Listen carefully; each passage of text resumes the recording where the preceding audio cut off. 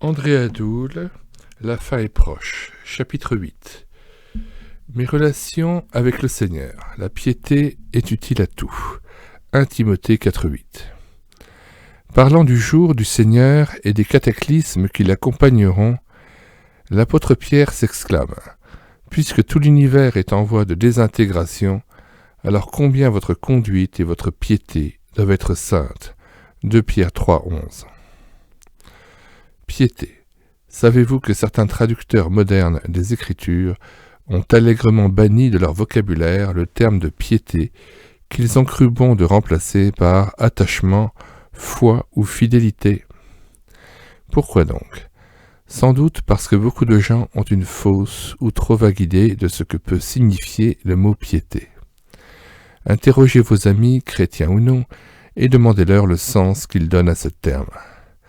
Et vous obtiendrez les réponses les plus variées, parfois fort éloignées de sa véritable signification. Ce mot a généralement une connotation péjorative. Pour le commun des mortels, l'homme pieux n'est qu'une sorte de dévot borné, toujours fourré à l'église, un individu qui parle de Dieu à tort et à travers, et cite la Bible à tout bout de champ. Quoi qu'il en soit, nous aurions souhaité qu'on maintînt le terme de piété, car il nous semble que le mot qu'on lui a substitué, c'est-à-dire attachement, ne traduit pas exactement la pensée des auteurs bibliques. La piété est action, l'attachement est fruit, le fruit de la piété. Après tout, les gens religieux engagés dans leur église et zélés pour les bonnes œuvres peuvent se croire justement à cause de leur zèle très attachés à Dieu. Lisons la note de André Adoul, page 49. Certainement le terme de piété est préférable à celui d'attachement, car il nous paraît difficile d'utiliser le mot attachement dans les passages du Nouveau Testament où il est employé. Jugez-en vous-même en remplaçant dans les textes suivants le mot piété par celui d'attachement. Exerce-toi à la piété. 1 Timothée 4,8. La piété est utile à tout. 1 Timothée 4,8. La doctrine qui est selon la piété. 1 Timothée 6,3. Elle nous enseigne à vivre selon la piété. Tite 2,12. Rendez à Dieu avec piété un culte qui l'honore. Hébreux 12,28. Faites tous vos efforts pour joindre à votre foi la piété. 2 Pierre 1, 3 à 4. Il faut savoir que la piété concerne tout particulièrement la fréquence, la valeur et l'intensité de nos relations avec les êtres qui nous ont communiqué la vie, à savoir nos parents. La piété filiale, 1 Timothée 5,4, et bien sûr, Dieu le Père, notre Seigneur, à qui nous devons tout, Hébreux 12,28. L'homme pieux se plaît à les honorer, à leur consacrer du temps, à les servir avec soumission et persévérance, à leur témoigner amour, respect et reconnaissance. Qui est véritablement pieux, met tout en œuvre pour plaire à son Seigneur. Il cultive l'amitié de Dieu par la prière et la méditation fidèle de l'Écriture. Plus encore, il participe activement à la vie de l'Église locale et saisit toutes les occasions pour servir le Maître et le prochain. Le but de tout cela est de retrouver le premier amour s'il a été abandonné, mais surtout de s'attacher au Seigneur avec la constante préoccupation de vivre en étroite communion avec lui pour l'honorer et le servir. La piété est donc action. La Bible parle des œuvres de piété, 2 Chroniques 32, 32. Des actes de piété, Néhémie 13, 14. C'est ainsi que l'apôtre Pierre recommande vigoureusement à ses lecteurs de faire tous leurs efforts pour joindre à leur foi la piété. 2 Pierre 1, 3 à 8. Rien ne plaît tant au Seigneur qu'un attachement ardent à sa personne. Le psaume 16 nous présente l'homme pieux. C'est celui qui se complaît devant la face de Dieu, veillant à avoir constamment l'Éternel sous ses yeux. Traduction 2, verset 8. Alors grande est sa joie de le contempler, verset 11. Et parce que le Seigneur est à sa droite, donc tout près et à la place d'honneur, cet adorateur reste ferme dans sa marche. Il ne chancelle pas, verset 8b. Loin d'être passif, le chrétien pieux agit. Il s'efforce de vivre en étroite communion avec son Dieu. il veille jalousement sur ses relations avec le Seigneur, afin qu'elles deviennent toujours plus intimes, habituelles et si possible permanentes. Mais il n'oublie jamais que Dieu seul peut le rendre capable de vivre continuellement devant sa face.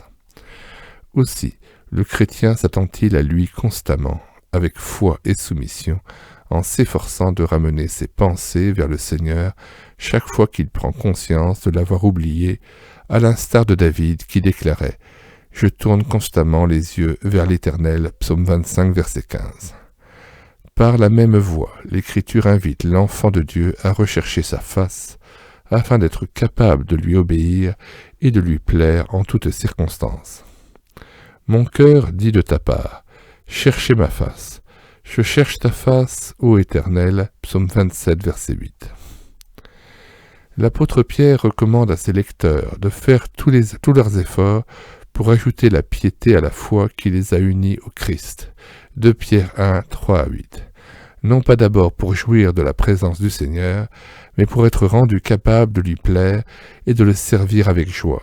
La piété, a-t-on écrit, est la bonne manière de vénérer Dieu.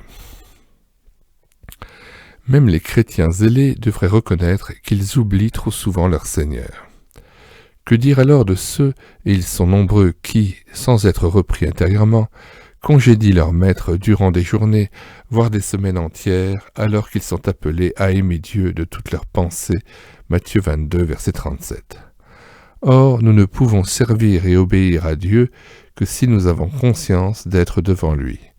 En effet, comment voulez-vous lui rendre continuellement grâce pour toutes choses, si nos pensées vagabondent à droite et à gauche ? Comment accomplir toutes choses pour sa gloire si nous songeons à n'importe quoi des heures durant ? Comment être capable de veiller et d'être saints dans toute notre conduite si le Seigneur est hors de nos pensées ? De même, comment parviendrons-nous à marcher dans la lumière, instant après instant, si nous oublions notre Seigneur et le tenons loin de nous ? C'est pourquoi, prenons maintenant la sainte et ferme résolution de ne jamais oublier Dieu. Conformément à sa volonté, demeurons en lui. Comment cela ? En veillant, c'est-à-dire en sachant profiter de la moindre halte dans la journée, pour nous placer devant Dieu avec un cœur ouvert, les pensées tendues vers lui. Mais, objectera-t-on, c'est impossible dans le tourbillon qui n'épargne personne, pas même les retraités qui se plaignent d'avoir tant de choses à faire. Au travail, par la moindre halte. Vraiment, il n'est pas facile de trouver un moment pour se recueillir, pour rentrer en soi-même et se trouver devant Dieu malgré le bruit et les va-et-vient incessants. Halte là. Ce n'est pas la faute des circonstances si nous manquons de temps, mais bien la nôtre, sans doute, parce que nous n'éprouvons pas un amour ardent pour le Maître. Car en vérité, on peut ce qu'on aime. Parlons vrai. N'y a-t-il pas, tout au long de nos journées, même les plus chargées, de courtes interruptions que nous pouvons mettre à profit pour nous ressourcer et surtout témoigner au Seigneur notre reconnaissance ? Qui donc était plus occupé que David ? Souvent sur la brèche, sollicité à tout instant. On n'entreprenait rien sans ses ordres ou son autorisation. Il pouvait dire cependant grâce à Dieu. J'ai l'âme calme et tranquille comme un enfant sevré qui est auprès de sa mère. J'ai l'âme comme un enfant sevré. Sans doute avez-vous rencontré, hélas, ils sont rares, des croyants chargés de besogne et pourtant sereins, paisibles, réfléchis. Ils impressionnent et font envie tant ils vivent près du Christ. Un pasteur de Genève nous racontait, ceci se passait dans les années 40, le souvenir inoubliable que lui avait laissé la personne et le visage d'un saint homme de Dieu venu des Indes, le Sadhu Sundar Singh. Ce chrétien exceptionnel vivait dans la sainte présence du Père. Et c'est bien dans la présence de Dieu qu'est notre véritable demeure. Habiter en lui, rester attaché au cep toujours plus intimement, est essentiel, indispensable pour que nous portions du fruit, convenons-en. Il y a des croyants plus chargés que nous, mais qui respirent un autre air et paraissent vivre en d'autres lieux. Ils ont des fardeaux eux aussi, mais des fardeaux qui ne paraissent pas meurtrir leurs épaules, alors que nous sommes si souvent agités et mécontents pour des riens. Sereins et heureux, ils sont rayonnants, répandant autour d'eux la paix qui vient de celui qui donne la paix. Question. Qu'en est-il de nos relations avec Dieu, de notre communion avec lui, de notre premier amour? Celui qui nous ordonne de l'aimer de toute notre pensée est-il présent dans nos pensées? Présent comment? Rarement, parfois, souvent, continuellement?